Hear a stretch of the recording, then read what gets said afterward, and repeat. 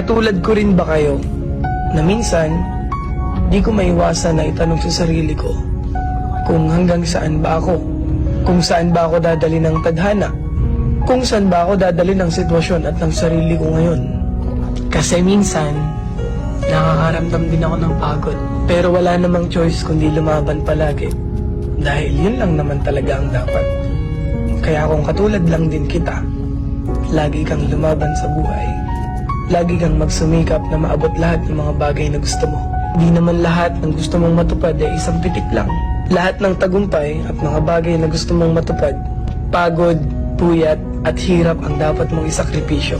Tapos huwag kang susuko hanggang sa makuha mo na lahat.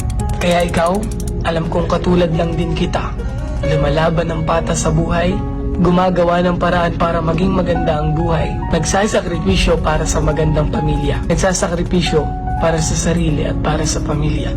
Ingat kayo palagi, stay safe, and follow me.